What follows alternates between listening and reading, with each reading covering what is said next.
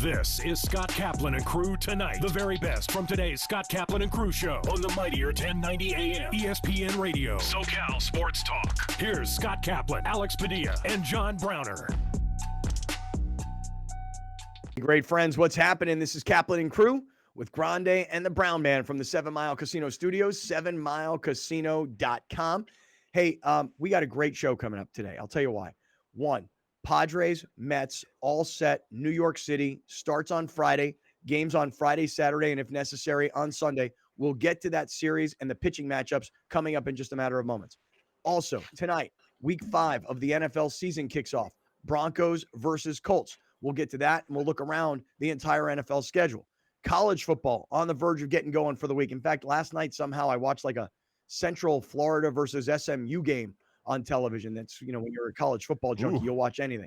So lots to get to, just getting going. Top story, Padres, Mets, and we'll get there in just a matter of moments. But before we do, last night, me, Alex, Browner, Lawhead, all of our friends, lots of great friends.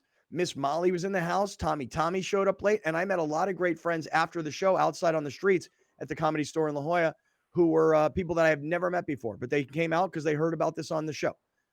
Browner performed, then Lawhead performed. Alex, let's go to you first. Me? Yes, sir. Okay. Actually, you know what? Bad idea. Let's go to Browner. Bad idea. Browner, when was the last time you performed stand-up comedy before last night? Maybe 3 weeks. 3 weeks? Maybe 3 weeks. Uh-huh. 3 weeks. 3 weeks for 5 minutes. Okay.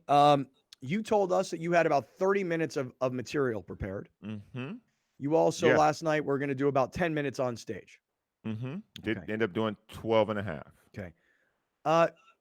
Self-scout here a little bit. How did you do last night? What will you grade your performance last night? I wouldn't letter grade it. I would just say that there is a lot of room for improvement. I felt like I did some things that I didn't plan on doing, but they came out well. I thought one of the things that I did best was I had a reoccurring theme, and I made that theme work throughout the jokes. I had a lot of other stuff that I completely forgot about because I replaced one thing with a joke that I made up on the spot. And so making up that joke on the spot, for whatever reason, wiped the rest of that joke out of my brain, which I also thought the other rest that did was actually really funny, but I just didn't do it because I forgot about it. What was the joke you made up on the spot? About the women being on top. Oh, really? That was funny. Yeah, I made that up on the spot. And about the dudes being on the bottom. I made that up as I was going along. Yeah. So I completely had other stuff, and it washed out of my brain. That's why I forgot the next joke, because I literally was like, oh wait, I'm forgetting something. So I forgot the next joke. But there was a lot of room for improvement. But I thought it was a very solid performance by me. With more time, I would have been able to pace it better. Mm-hmm. But I feel like it was a good night. Okay. Alex, you and I have seen Browner perform every night that he's done stand-up. I mean, I say every night, but he says he performed a few weeks ago. We didn't see that. But we saw his first performance. 5 minutes doesn't count. I would never invite somebody to see me do 5 minutes worth of jokes. Okay, we saw him do his first performance ever. We saw him do his best night ever out at Grand Comedy Club in Escondido. We've seen him do stand-up comedy a whole bunch. How would you grade Browner's performance? I think this is my first time seeing Browner do a set. Because at Humphreys, I don't know if I'm mistaken, but that felt more like a roast. That's the vibe I got, which I loved. That I think Browner excels at. Yesterday, I thought was the first time I've ever seen him do a set because I didn't go to Grand Comedy Club. I think Browner has a solid 5-7 minutes. I think that beginning and middle is solid. And obviously you forgot the joke, so it had like an abrupt halt. That kind of the audience was like, is this part of it? I know I was like, wait, is this part of it? But I think he actually didn't know where to go next. And that's the kind of stuff that you work out. Because Jason, you could tell when Jason is thinking of what to say next, but he has filler. I don't know if that makes sense. He has bumper music almost. So I think that's the stuff that you work on and you pick up on. And Browner, the more he does it, he'll get there. But I was sitting next to two people that just were blowing up, laughing. So, and I got to sit in front of a black guy. And so I think that's always great because I feel like Browner was talking to him a lot, which was great. So I felt like he was talking to me the whole time, but no, he's like talking to the black guy in front of me. Yeah, that's great. Yeah. Browner, I'm going to tell you right now, I'm going to be your harshest critic, but I'm also going to be your biggest supporter. And I want to manage your entire career. Yeah. First of Yeah, all, one thing that I don't think I ever thought you would have as a comedian is physical comedy. But because when you're on stage, you're so tall, like standing next to me in real life, but when you're on stage, you're that much taller. When you're on You're a stage, giant. you're 11 feet tall. You're a Seriously. giant. You look so tall on stage. So to see You look like Jack Skellington yesterday. Like you were so long on stage. Like that. You're so right, Scott. Like you looked 25 feet tall. Yeah. You're huge. So you're so tall on stage that to see somebody as tall as you and as long as you do like things with your body the way you do them, very funny. Like I really think that the physical nature of your comedy is underestimated. The way you got down on the ground at one point, all the physical gyrations and things that you were doing, I really think that that's a part of your comedy that other comics don't necessarily have, and I think that the way you use your body can be accentuated that much more, so I thought that was really, really funny. I also thought that on a Wednesday night in front of 100 people or so, there's no reason why you can't open up your notebook. You had it on stage, or Yeah. open up your phone and use your notes. Like you could have very easily, like, especially when you got lost, you could have very easily have been like, you know what? It's Wednesday night. I'm working stuff out. Let's What you go to get? the notebook, and that could have been funny in and of itself because I knew when you were kind of lost a little bit, but that's only me because I know you. Right. So I don't know that everybody else knew it, but I knew it. One of the things that I thought was super funny, Browner's doing this whole bit about how ladies expect too much from men, and how if you think sex should be 25 minutes, ladies, you're all wrong. It should be quick. The better you are, the quicker it happens, And Browner is doing these like gyrations on stage, and he's about a minute 30 into these gyrations, and dude, he's completely winded.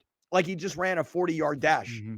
Legit winded. Dude, completely winded, like to the point where it took time to catch your breath, which I thought was really funny, but I also could imagine the anxiety on stage, like, oh my God, I can't catch my breath, which was, and then when you were down on the ground and you were having like, damn, I'm too big to get up. That was really funny. But all in all, here's what I think.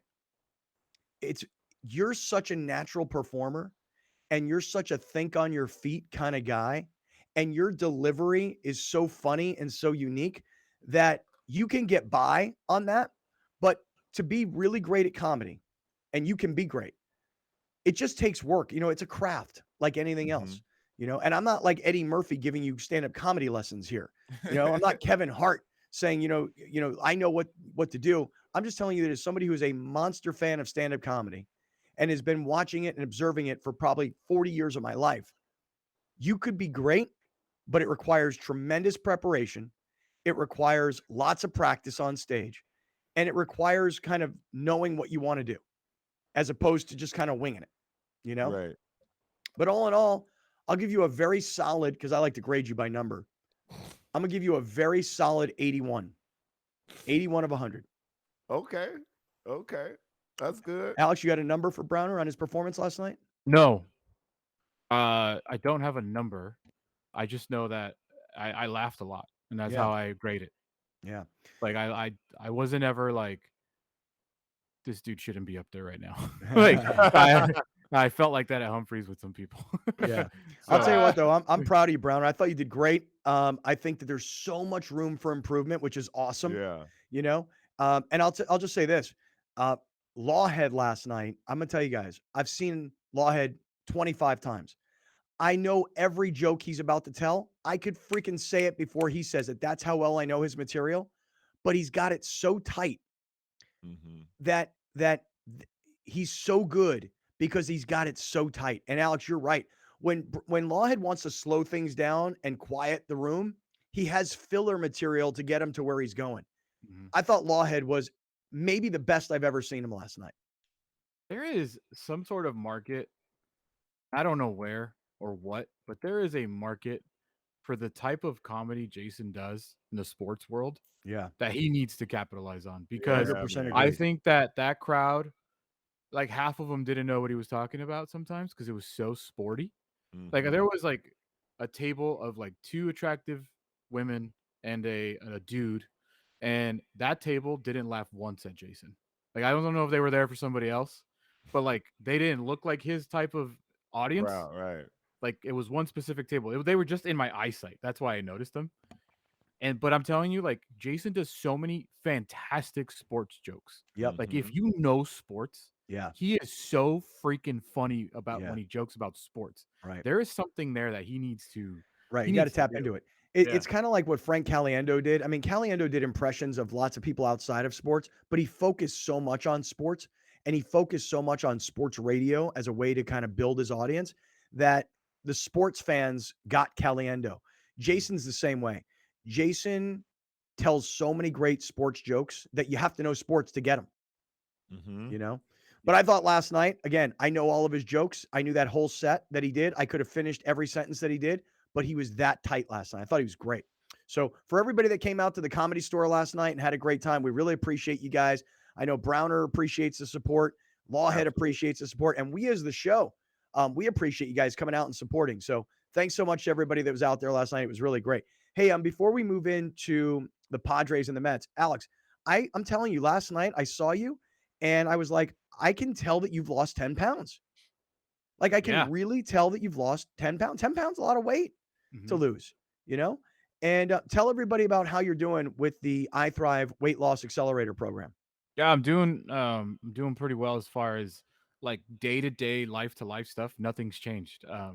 I don't eat as much because I'm not as hungry. That's really the biggest difference, but you don't feel hungry, if that makes like I'm really trying to convey that nothing feels different. Everything feels the same. I'm just eating a little less. That's it. And I don't know what's happening scientifically inside my body, but it's working. I'm down between 9-10 pounds at the moment. It's going incrementally lower and lower.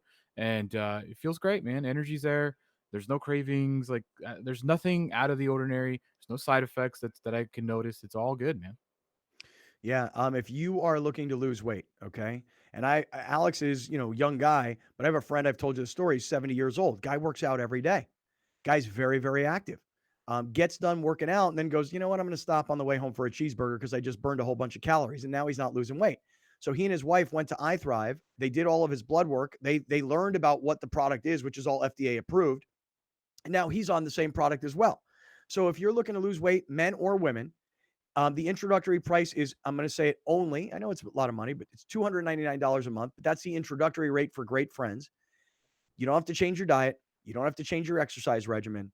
And you can lose weight. iThriveMD.com, 858-240-1497. The iThrive Weight Loss Accelerator program. Alex is using it and already showing us the kind of success that he's achieving. So, all right, listen, let's move on. Lots to get to today, baseball-wise, football-wise, lots of sports stuff we're going to get into. Here's the thing that I would say excites me most as we get ready to start the baseball playoffs. Padres, Mets. Alex, if you could put up on the screen the pitching matchups for Friday, Saturday, and hopefully we get to Sunday. Or hopefully we don't get to Sunday and the Padres win the first two games. To me, So this is projected, Scott. yeah. Except game one. Like we know Okay. game one for sure. Okay. And it's a surprise because the expectation was that it was going to be Jacob deGrom, but it's going to be Max Scherzer on Friday. And there's reports out of New York that the Mets might pitch Chris Bassett on Saturday in an attempt to try and save deGrom for the NLDS. Gotcha. Because if Scherzer and deGrom pitch 1 and 2 and they win those games, they now will not be available to pitch twice in the NLDS if necessary. So tomorrow, Darvish, Max Scherzer. That's for sure. So hold the slide here for a second. For everybody that's listening on radio, we're looking at it on the monitor, and everybody who's in our YouTube chat, let's just focus in on this for a second. Just think about this for 1 second, okay? Max Scherzer is pitching for the Mets. Max Scherzer was with the Dodgers last year. Prior to that, he was traded from Washington to LA, and he went and signed this monster contract with the Mets. For the Padres, Darvish, 16-8 on the year, 3.10 ERA, ended his season as the NL leader in quality starts, okay? I wanted to say the number was like 25 or something like that. The Padres have Yu Darvish going against Max Scherzer. In other words, the Padres have never really had, in my opinion, like the ability to go pitcher for pitcher. We have an ace. Yeah, like as Right. much as Max Scherzer is considered a great pitcher and a future Hall of Famer and all these other things, can't we all agree though that Yu Darvish, particularly the way his second half went, he stands up to Max Scherzer. I'm saying the same thing. This is what has me so excited about this opportunity coming on Friday. As great as the Mets pitching is, I can tell you right now, I have full confidence that Yu Darvish can match Scherzer inning for inning.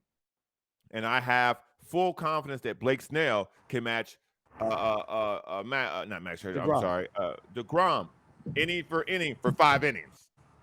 I got no worry about that. So it's going to be. I'm excited about the opportunity. I cannot wait for Friday. I cannot wait. All right, I see Chris Reed is jumping on. Chris is coming on in the next segment. Hey, Chris, if you can, just mute your mic for just a second here, and we're gonna get to Chris Reed, who is a San Diego Padres fan. He is a great actor and a great fisherman, and we're gonna talk to Chris Reed about what's going on with the Padres coming up in just a couple of minutes. But just go back to the slide again, because Browner moved on from Yu Darvish versus Max Scherzer. If these projections stay the way they are, Blake Snell, and even though his record on paper, 8-10, doesn't look as great, DeGrom came back in the second half of the season, 5-4, also doesn't look as great. But these are at least two guys with real names. The Padres aren't showing up with Joe Blow and Joe Blow 2. You know, they're showing up with real guys. Yeah. Yu Darvish against Max Scherzer, Blake Snell against Jacob DeGrom if it goes that way. And then Chris Bassett, who really was the Mets' best pitcher, at least in terms of number of starts this year. Chris Bassett against Joe Musgrove, should it ever come to that, again, based on projections. If you're a Padres fan and you think this is it, man, this is really an opportunity, I just think looking at the pitching matchups, you got to say, this is probably the first time ever that the Padres really, really have the starting frontline pitching to match up against a team like the Mets who went out and spent all this money. And DeGrom, of course, you know, has been kind of one of the best pitchers in baseball over the last few years and came back from injury. But I think it's really exciting. I'm with you on that, Browner. Friday, Saturday, Sunday. Mm-hmm. I mean, if it makes it to Sunday, dude, you'll have no fingernails left because you will eat these things right off your body. For real. Yeah, and you know what? Sunday, it's gonna be a lot of anxiety. Yeah. And that's the beautiful thing about postseason baseball. You know, like as much as it might hurt, that's the great thing about postseason baseball. Last time the Padres were in the playoffs is the 2020 season, and to your point, Scott, that season they pitched Chris Paddock game 1 against the Cardinals. They pitched Zach Davies game 2 against the Cardinals, and on game 3 in the clincher against the Cardinals, they did bullpen game with Craig Stammen starting, Tim Hill, Pierce Johnson, Adrian Morejon, Austin Adams, Luis Patino, Emilio Pagan, Drew Pomeranz, and Trevor Rosenthal. So those are all the pitchers that they had to throw out in game 3 of that series against the Cardinals. Yeah, and look, they won it. Credit to them. But I mean, do you understand what I'm trying to get at here? Is that 2 years ago in the COVID season, when the Padres made it to the postseason, that's their pitching staff. So what do you guys think about this then that came out today? The MLB.com released their power rankings of the pitching staff, and we all think that that's the strength. I agree with you. We talked about this all day yesterday, Scott, that if the Padres want to make any sort of run in the postseason, this pitching staff needs to pitch like they've been pitching the last 4 or 5 weeks of the season. MLB.com, they don't agree. Yeah, Padres' worst pitching staff in the postseason, at least according to MLB.com. And that's a staff. Wow. That's not the rotation. That's not the starters. This is as a staff. This is including bullpen. This is a closer. Hey, Josh Hader, not good enough. Blake Snell, former Cy Young winner, not good enough. Joe Musgrove, $100 million, not good enough. Yu Darvish, one of the baseball's best pitchers last decade, not good enough, according to MLB.com. Well, right. MLB.com, for those of you listening on radio, say the Astros have the best staff in baseball. Dodgers right behind them. Braves right there. Then Cleveland, Tampa Bay, the Mets, the Yankees, Mariners at 8, Cardinals at 9, Phillies 10, Blue Jays at 11, and the Padres rounding it out at 12. So MLB.com says in terms of entire staff of all 12 teams making it to the postseason, as we're sitting here talking about the Padres starting staff being the strength and name for name, you can kind of match up. According to MLB.com, Padres have the worst staff in baseball going into the postseason. As far as odds go for the first game of the wild card too, the Padres, I believe yesterday, the line might have changed.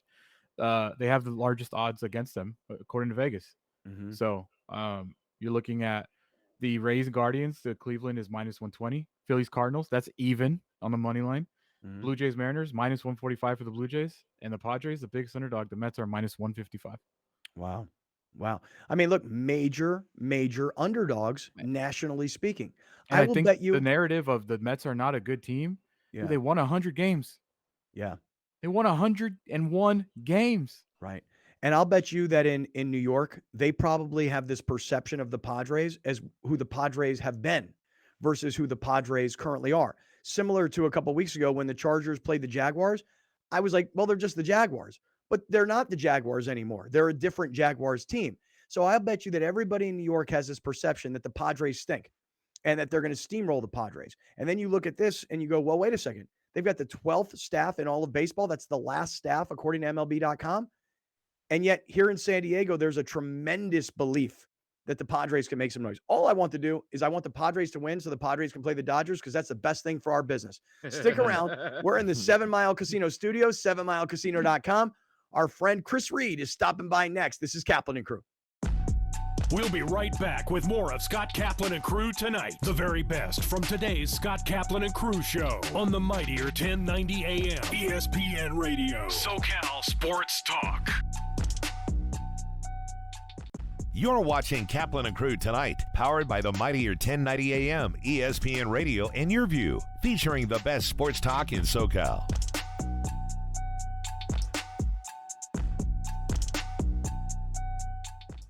Dominating the SoCal radio airwaves for over 20 years. Join Scott Kaplan, Alex Padilla, and John Browner for Kaplan and Crew every Monday through Friday, 3 to 6 p.m. Only on the mightier 1090 ESPN Radio, SoCal Sports Talk, and the mightier1090.com.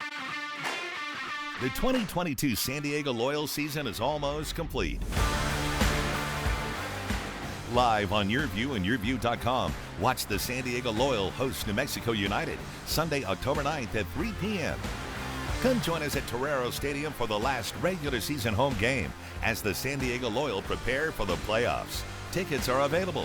San Diego Loyal versus the New Mexico United, Sunday, October 9th on Your View.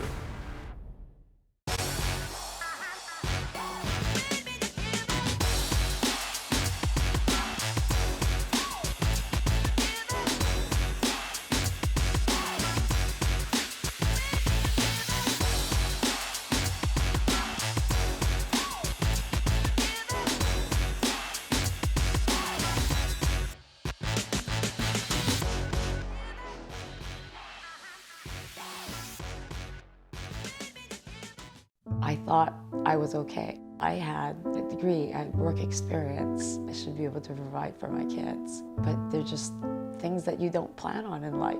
My husband got laid off and we are a family of 5.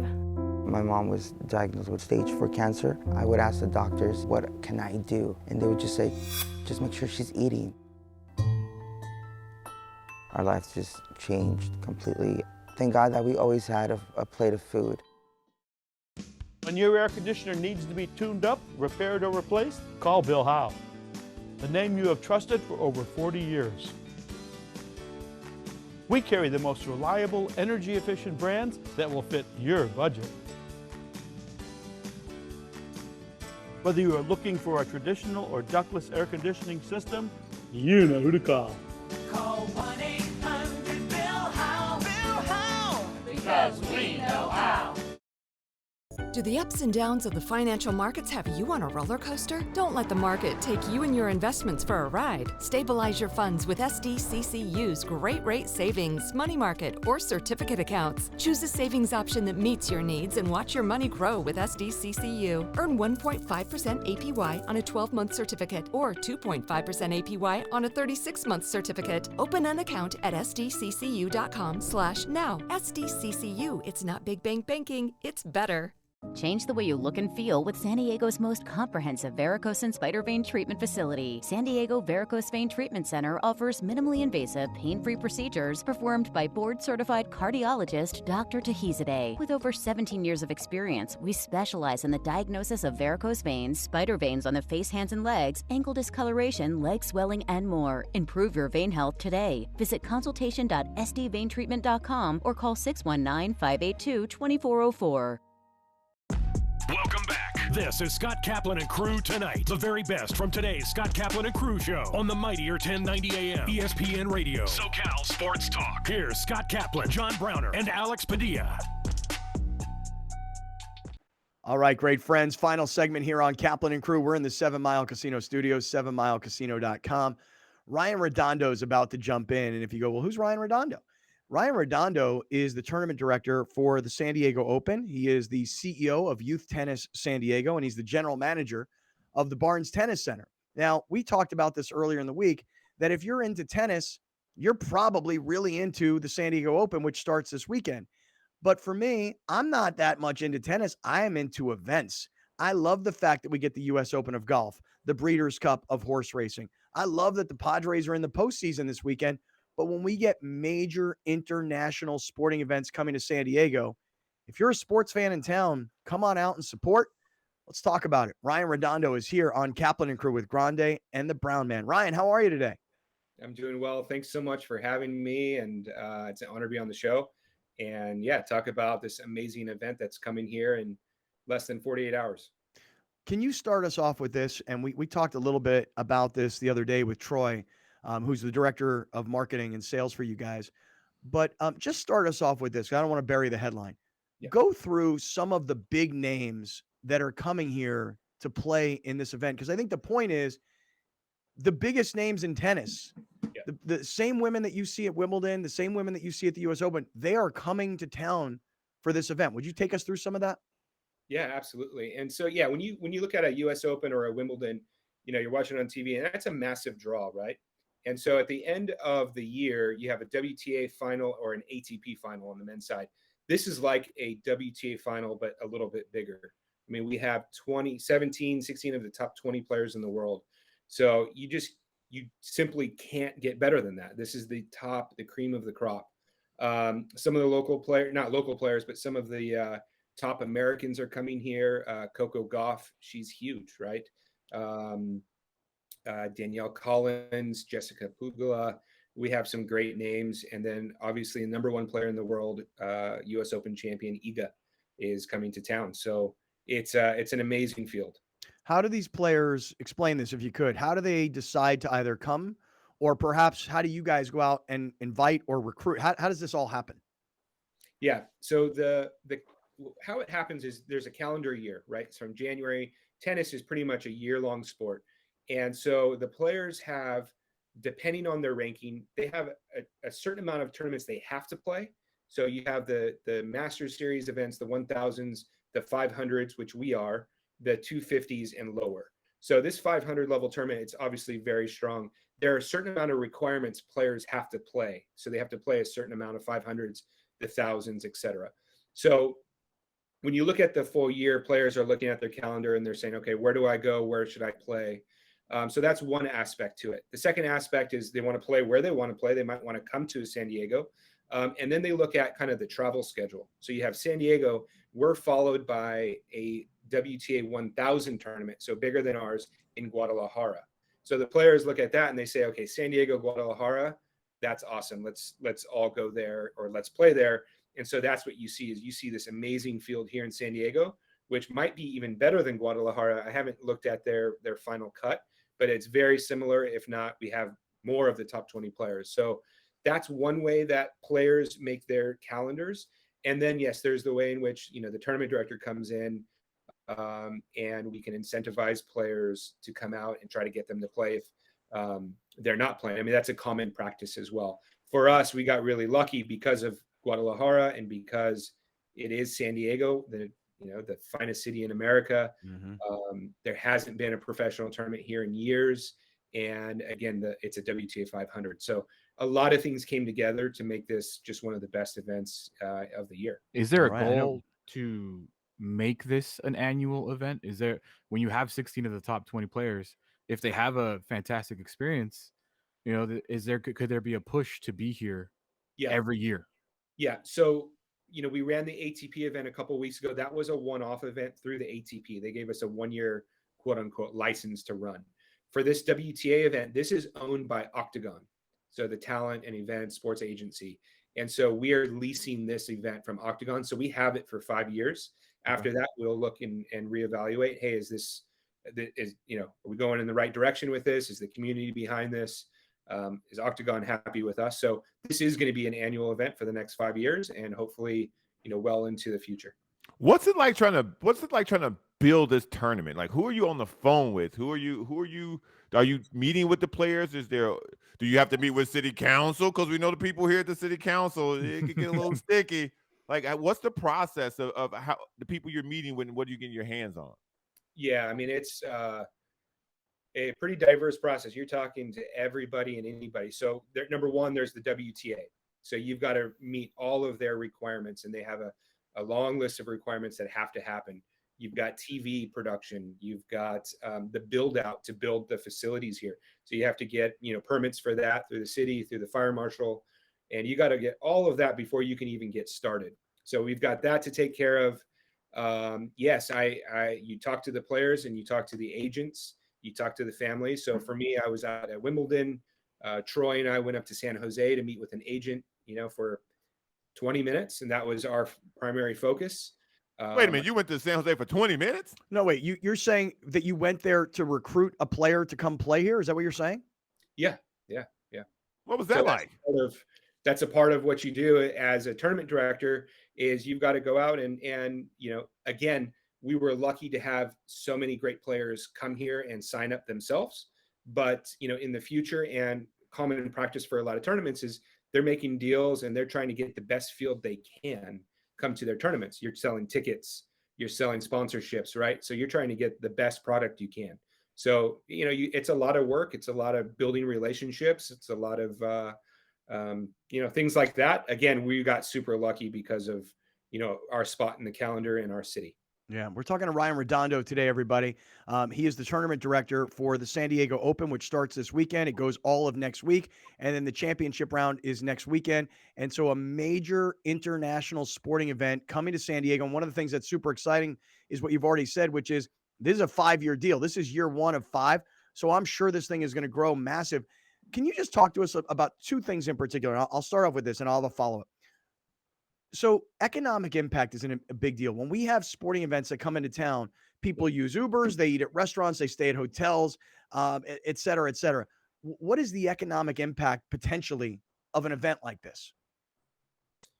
Oh, wow. I mean, millions of dollars really that's coming in just alone of what a tournament has to pay for to operate. We're putting up all of the players in hotels, right? We're getting all of the shuttles for them. We are feeding them through catering companies. We're bringing in companies to build the stadium. We're hiring police. We're hiring ambulance. We're hiring doctors.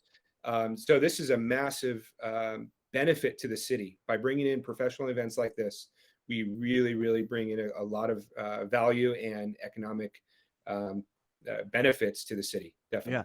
And then the second part of it is this event, there's a charitable component to all of this, right? So there are a couple of different local organizations that benefit from having an event like this. Can you take us through that as well? Yeah, absolutely. So the entity that is contracted with Octagon to run this event is the Southern California Tennis Association Foundation. So their mission is to bring events to Southern California, from junior events to adaptive events to professional events, and grow the game of tennis in Southern California. They also provide scholarships and other benefits like that to kids in need and to underprivileged communities. So it's an amazing foundation. So it's critical that the community supports this event, because this is not, it's not a private business that owns this, a multi, millionaire, billionaire that's doing this as a hobby. This is a passion project for them to do, to promote their foundation and to essentially help people and help kids at the back end. Youth Tennis San Diego, who owns and operates the Barnes Tennis Center, also a nonprofit organization. We have a large outreach program called the Kathy Chabot Willett After School Tennis Program.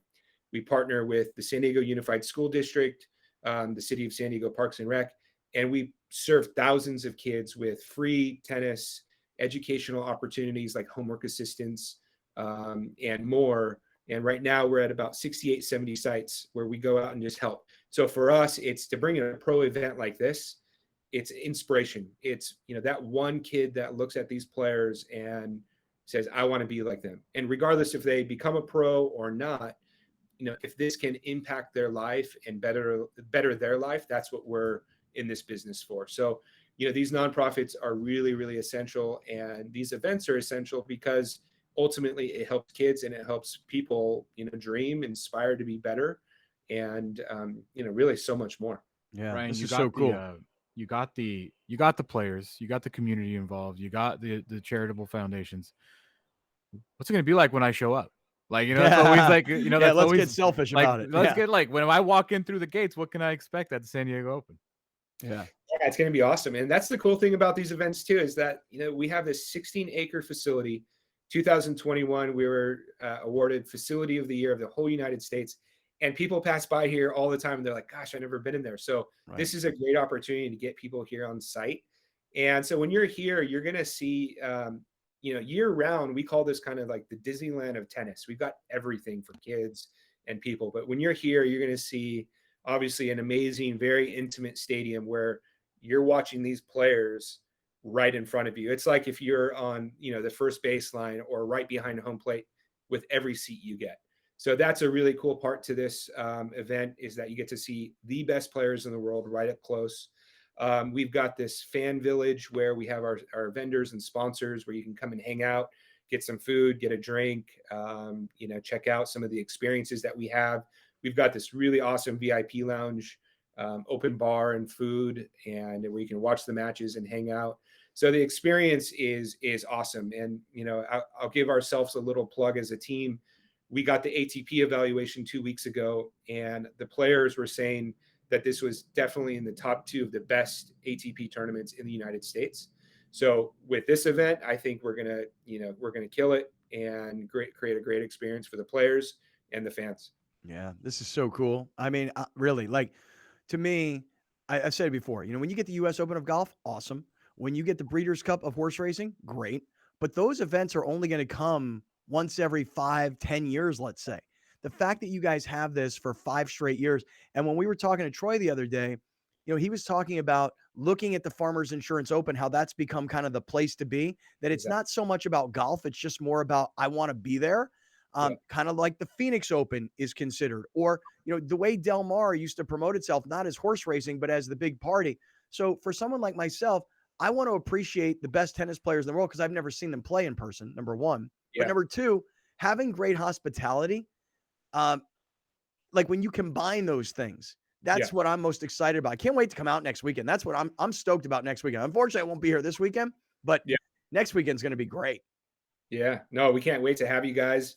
This weekend is, it's free for kids. So we're really excited about that. One thing that we're doing is we're busing in kids from Barrio Logan, from City Heights, kids that just don't have access to transportation. So this weekend is going to be great. And then, like you said, next week, when you can have a great drink or a great meal and see the U.S. Open champion, you can't get better than that. So really excited to have you guys. Yeah. Hey, Alex, if you could put up on the screen the website, and let's just go through this a little bit for people that are watching, people that are listening. The website is barnessdopen.com, barnessdopen.com. And Alex can take us through this. Start us off with, in terms of the schedule, Alex, if you could click on that. Ryan, this is, it all starts this weekend. Yep. And 10 a.m. start on Saturday, 10 a.m. start on Sunday. Tickets are available. And if you use our promo code, which is Scott, my first name, SCOTT, Scott10, you'll save 10% on all your tickets. So if you go on to buy tickets, use that promo code Scott10. What is the qualifying? Like, how many people are playing and what are they? Can you explain this? Because we're not tennis experts. Yeah, exactly. So you've got the main draw. That's a 28 draw. And they only accept the first 17, right? And so then you have these open spots for some wild cards, special exemptions, and qualifiers. So the qualifying event is a draw of 24 players. We've got 12 matches on Saturday, 6 matches on Sunday. The winners that go through their bracket then get right into the main draw. Now, qualifying typically is it's the weekend before the main draw, the big card starts. So sometimes it's a little quieter on spectators, it's a little more relaxed. But what we've seen with our ATP events and what I'm expecting here is it's going to be packed and full of excitement. We gave a wild card to Bianca Andreescu, who won the U.S. Open, I believe, in 2019. So that's how strong our event is. We have Grand Slam champions in qualifying that didn't get into the main draw. So I really, really recommend people come out for qualifying, not just the main draw, because it's going to be really exciting. Okay, and then what you got in those boxes behind you? You got boxes. I know. I'm always trying to see what's going on. So we've got the coolest trophy on tour right there. That's going to be for the singles winner. Oh, nice. Plus, these boxes are full of other trophies, glass crystals, and stuff like that. But yeah, my office becomes the closet during these tournaments. Browner, that's so funny because I was looking at that surfboard behind you. So that's the trophy for the winner is the surfboard? That's one of the trophies. Yeah. And actually, I'm glad you asked that though, Brown, because over your left shoulder is that picture of Arthur Ashe, and I wonder what that was all about in your office. Just been an inspiration. I actually have two. I've got this one here, and then one behind my desk that when he was playing Jimmy Connors. Jimmy Connors was this fiery, ultimate competitor fighter, and he's like on the changeover, bouncing his legs around, and Arthur Ashe is actually just sitting there, kind of meditating and breathing. So I have that one. But just his whole humanitarian efforts while being a champion has been something I've just, idolized for so long. So that's why I got him up there. That's cool. Hey, when Alex posted, when he put up on the website the schedule, so this weekend, you talked about the qualifying, but then next week, what should we be letting everybody know when tournament play starts on Monday? There's 2 sessions. There's a day session that starts at 11:30. There's a night session that starts at 5:30. And that goes Monday, Tuesday, Wednesday, and Thursday evening till you get to the quarterfinals on Friday. If people wanted to come out on the evenings, because let's say their kids are in school, but they want to come out, like what are those sessions like?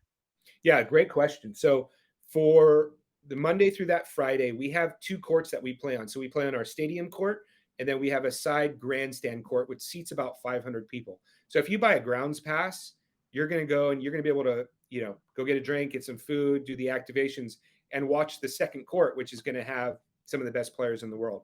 So that court is we call it a followed by. So that starts at 11:30, and there's say 8 matches on that court. So it's like when the first match is done, it's followed by the second, followed by the third. So essentially somebody has the opportunity to come in day and night and watch that grandstand court. And then for the day session, we have 2 matches on stadium court that started at 11:30. And then we take a break, and then the 5:30 2 matches will start on stadium court. Sometimes if the matches in the morning go quick and we have too long of a break on that stadium court, we'll throw a doubles match out there or something so that fans have something to watch. But it's, for us, we thought that schedule is best because like you said, people are, just able to get off work, come from work, get the kids and come here and spend the night with us rather than, if we started at 8 or 9 o'clock at night, that just gets too late during school time and work. Yeah. And stuff. So one thing, like when the Farmers Open is here, like it's televised and you see how gorgeous it looks like on Thursday. You're like, I'm going to make it out there at some point this weekend. Is this streamed or televised anywhere so people can like see what it looks like, get the angst to go and then go? Yeah, absolutely. Tennis Channel is going to be streaming they'll be streaming and it'll be live throughout the week. Awesome. Qualifying is not though, so that will start on the main draw on Monday. Do you need a live man on the street or around the arena for your broadcast? You want to jump in there, don't you, Brown? I'm available. I can swing some tennis rackets poorly for comedy relief. I can interview some people and ask some wacky questions. I can eat something from the concession stands. All that. Hey, we could get a celebrity post-match interview on court or something. Just reach out to Troy. Yeah, I'm down for all that. Brown, I'll tell you right now, what we should do is we should send you down there and just do a ton of social media around this. I mean, that's really what we ought to do. Hey, Ryan, I would love to congratulations, see man. Browner try and return a serve. No. Oh, that would be great, especially the way he hit that home run off Oh, Heath yeah. Bell. Oh, yeah. Yeah, remember that? Yeah. Hey, Ryan, congratulations on what you guys are doing. I am so happy to be working with you guys. And the reason is many years ago, the late, great Dick Emberg was doing a fundraiser for the Barnes Tennis Center. And he said to me, before you host this event for me that was honoring Dick, he's like, you must come down and see the Barnes Tennis Center and get a feel for what's going on and understand what's happening down here. Yeah. So that's like been my exposure to the Barnes Tennis Center. So stoked for you guys to have this magnitude of an event coming to town and excited for the sports community of San Diego. Can't wait to get down there next week. Oh, that's awesome. Yeah, thanks for sharing that story. Yeah, can't wait to see you guys. Let us know when you can come.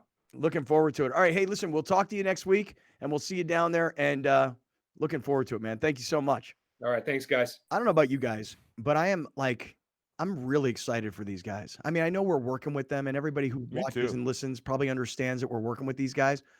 But to have an event like this with this magnitude of field in a sport that I never go to or participate in, I can't wait to go. Are you guys going to go? I'm 100% going.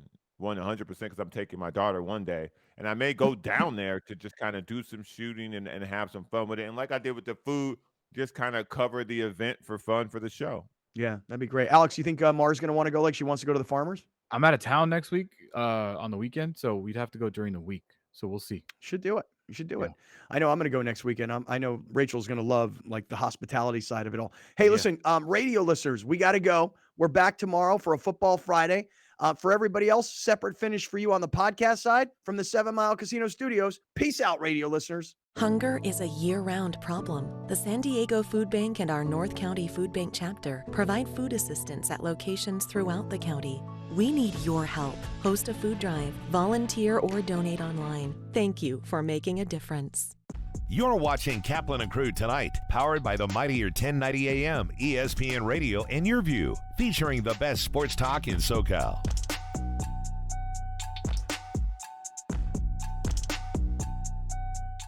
Locally owned and operated, not some bland, uninspired, corporate, cookie-cutter radio station crap. We simply say to those stations, you. The mightier 1090 ESPN Radio, SoCal Sports Talk. Drivers are getting in accidents at a rate we've never seen before, jumping 18% since 2020. There are higher incidents of speeding and more aggressive driving since the pandemic began. Please slow down and drive safely. It can save a life.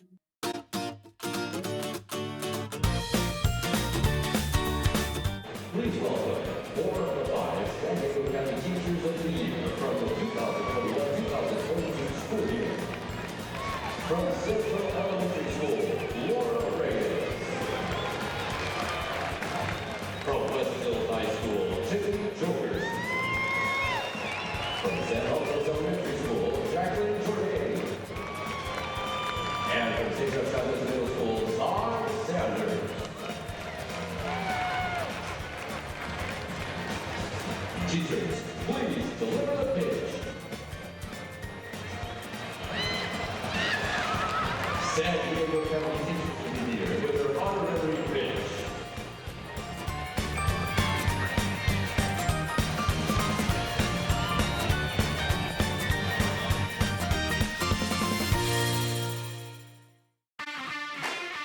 The 2022 San Diego Loyal season is almost complete. Live on Your View and YourView.com, watch the San Diego Loyal host New Mexico United Sunday, October 9th at 3 p.m. Come join us at Torero Stadium for the last regular season home game as the San Diego Loyal prepare for the playoffs. Tickets are available. San Diego Loyal versus the New Mexico United, Sunday, October 9th on Your View.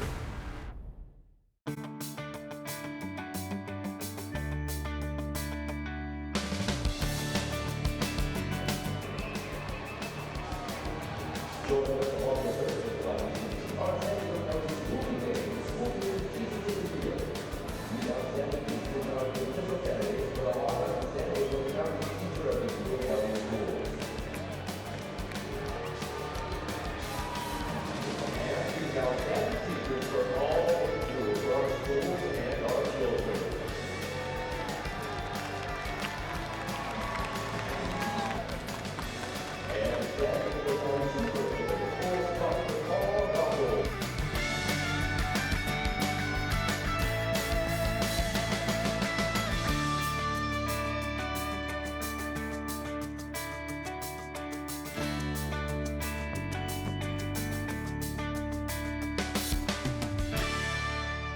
At the Barnes firm, we're seeing more pedestrian and bicycle accidents. Drivers are rolling through red lights, and distracted driving makes every intersection a danger zone for pedestrians. Look both ways when crossing, even if you have the right of way. Listen to The Mike Greenberg Show, 7 to 9 a.m. Pacific, Monday through Friday. Greeny brings his unmatched depth of sports knowledge, fun, and entertainment back to ESPN on a daily basis. The Mightier 1090 ESPN Radio, SoCal Sports Talk, and themightier1090.com. Here's Kaplan and Crew tonight's 60-second timeout with Haley Stasiak. Let's go ahead and take a look at your San Diego Padres baseball updates. The Padres finished out the regular season against the Giants on Wednesday. The Padres won the series, but the Giants came out on top in the finale, getting the win 8-1. This weekend, the postseason begins. The Padres head to New York City for the 3-game wild card series against the Mets. The Padres went 4-2 against the Mets in the regular season. They won both series, one of which was in San Diego and one in New York. If the Padres win the wild card, they'll meet up with the Dodgers in the National League Division Series. On the other side of the National League bracket, the Phillies match up with the Cardinals in the wild card, and the winner will take on the Braves. If San Diego advances past the NLDS, they'll take on one of those three teams in the National League Championship Series. That's your 60-second timeout. Now back to more Kaplan and Crew tonight. Kaplan and Crew tonight's 60-second timeout is presented by Your View. You're watching Kaplan and Crew tonight, powered by the Mightier 1090 AM, ESPN Radio, and Your View, featuring the best sports talk in SoCal.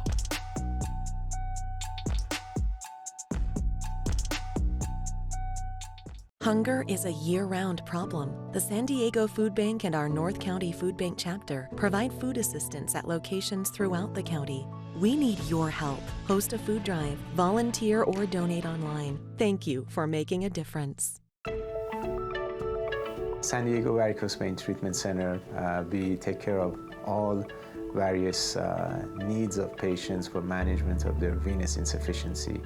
People who come here are mainly concerned about symptoms that brings them on or issues related to cosmetic concern that we can always take care of.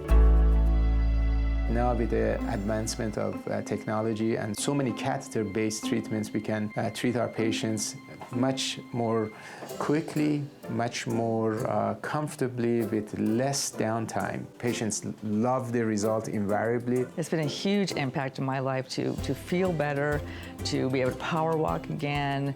Overall, I'm just feeling like I used to feel when I was a lot younger, and I'm so grateful for this place. It's a privilege to take care of our patients. It comes from the heart, and I love it.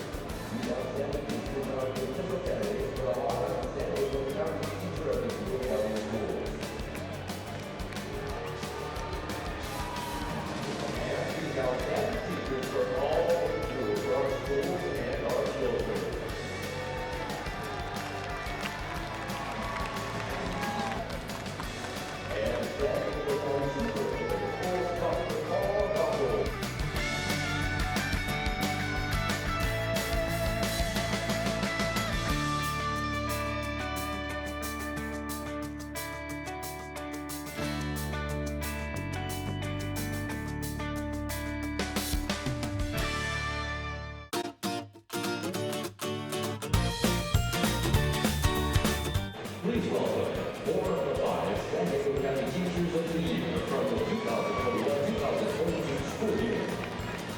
From Central Elementary School, Laura Reyes. From Westville High School, Tiffany Jokers.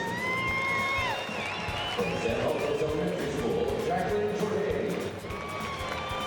And from St. Joe Chavez Middle School, Todd Sanders. Teachers, please deliver the pitch. San Diego County Teachers of the Year with their honorary pitch.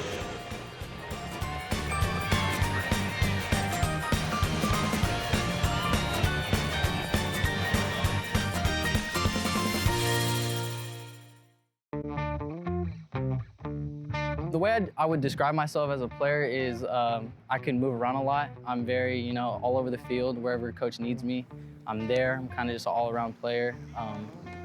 I'm just here to play. Let's go, baby! The thing I enjoy most about playing football is just being around the guys. I mean, the energy is just amazing. I just love coming out here and, you know, just giving all my effort and just, you know, we love to win.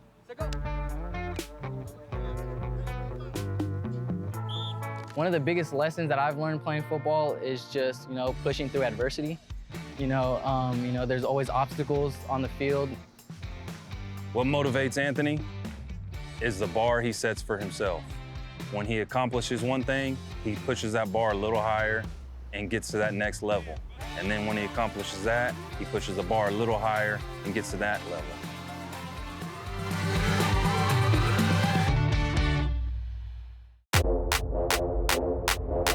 My name is Alejandro Eugenio Guido Perez. I play for the San Diego Loyal, and I'm a midfielder. Midfielder kind of does a little bit of everything. Attacks, defends, it helps organizes the press to win the ball back, and then defend in the low block, and then attack and create opportunities for the forwards to score and yourself. I started at a young age playing soccer. I did it here in Chula Vista, but I also played in Tijuana, Mexico.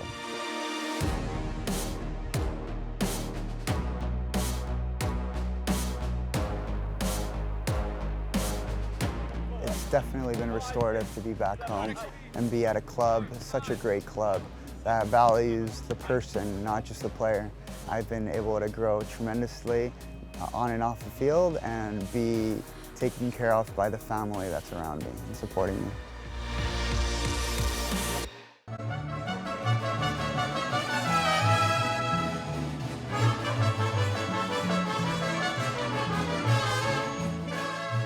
So Southwestern College, the name of the mariachi is Mariachi Garibaldi, is the performing group that we have. We've actually had as many as 4 different ensembles, so 4 different classes, beginning, intermediate, advanced. And the advanced group is outstanding.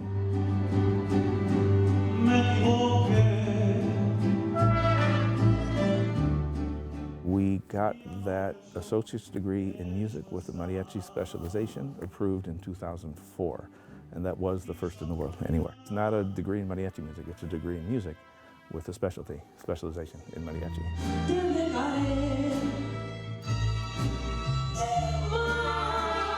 The ensemble is great. I mean, it ranges anywhere from 30 to 50, sometimes 60 members every semester. It's fantastic. If you're going to count yourself as a fan of this radio station, you'll need to continuously ask yourself one basic question. Am I listening enough? Pro tip, wives are not a good source for input on this. This is the Mightier 1090 AM ESPN Radio. Hunger is a year-round problem. The San Diego Food Bank and our North County Food Bank chapter provide food assistance at locations throughout the county.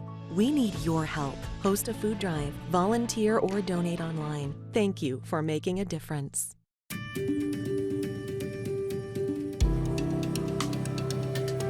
Home of Guiding Hands helps San Diego community in that we're a resource for families. A lot of times when families first identify that their child, their loved one, might have an intellectual or developmental disabilities, they don't know where to go. They don't know what to do. And we're here to help guide people through that process, to show them what a thriving life their loved one can have. It's a passion I share, having a daughter with a disability. I really love the place that I live at. Because of Home of Guiding Hands, I was able to move out of my parents' house and into a beautiful home that I love living in. And so if you have an independent living service coordinator, they will help you learn more about being independent, and they help guide you through different things. They've helped me with lots of encouragement and love. They've also given me an ILS worker who is an amazing person, and I love her so much. She's great. I could tell you the first, I think, week or so, I wasn't feeling very confident in myself. The first couple of nights I was like, oh, this is scary. But I look back on it now and I'm like, this is so easy. Main Street Living celebrates diverse abilities in partnership with Home of Guiding Hands, supporting the special needs community for over 55 years. Thank you for joining us. Catch Scott Kaplan and crew tonight from 7 to 8 p.m. Pacific every Monday through Friday. The very best from today's Scott Kaplan and crew show on the mightier 1090 AM ESPN Radio, SoCal Sports Talk.